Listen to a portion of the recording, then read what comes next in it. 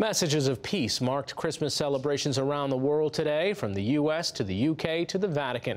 Pope Francis used his Christmas remarks to call for a two-state solution in the Israeli-Palestinian conflict. Speaking to a crowd of thousands, he also urged an end to confrontation on the Korean Peninsula, as well as in Syria, Iraq, Yemen, and elsewhere.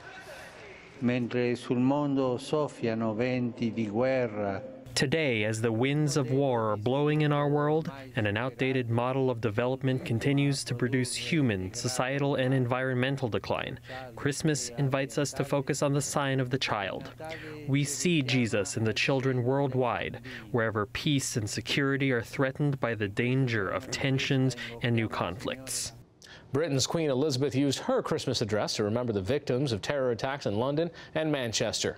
President Trump sent his Christmas greetings today as well. In a White House video with the First Lady, Mr. Trump urged Americans to, quote, renew the bonds of love and goodwill between our citizens.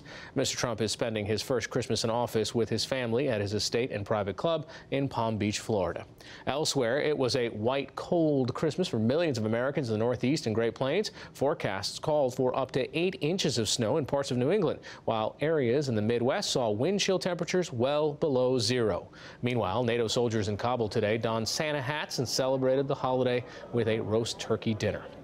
In the day's other news, Israel's prime minister praised Guatemala's plan to move its embassy in the country to Jerusalem. The Central American nation is the first to follow President Trump's lead on the change. Guatemala was among a small handful of countries that voted against a United Nations resolution denouncing Mr. Trump's recognition of Jerusalem as Israel's capital. The U.S. says it's negotiated a significant cut in the UN's budget. The U.S. mission to the UN said the body's 2018-2019 budget would be slashed by more than $285 million. It wasn't immediately clear how the change would impact the U.S. contribution, but Ambassador Nikki Haley said she wouldn't let the generosity of the American people be taken advantage of. Election officials in Russia have banned opposition leader Alexei Navalny from running for president. Navalny had been convicted in a fraud case, which was seen by outside observers as a way to sideline him. After the decision, Navalny called for a boycott of the election in March. I am saying with absolute certainty that the decision of the Central Election Commission to bar me from the election will exclude millions of people from this election. It will exclude millions from the political system itself because it won't allow them to take part in the election in any way. Navalny is seen as the most serious challenger President Vladimir Putin has faced, but Putin is expected to easily win a 4th term in the March election.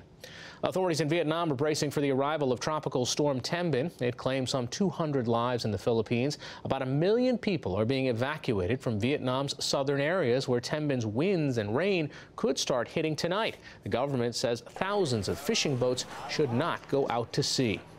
At least 6 people are dead after a suicide bombing in Afghanistan's capital. The Islamic State group claimed responsibility for the attack. The suicide bombers struck near the Afghan National Intelligence Agency in Kabul. At least 3 others were wounded. The former authoritarian leader of Peru has received a medical pardon. Alberto Fujimori was serving a 25-year sentence for human rights abuses, corruption, and the sanctioning of death squads. The 79-year-old was in power in the 1990s. Demonstrators took to the streets in Lima protesting the current president's decision to pardon Fujimori. They called the move a political deal.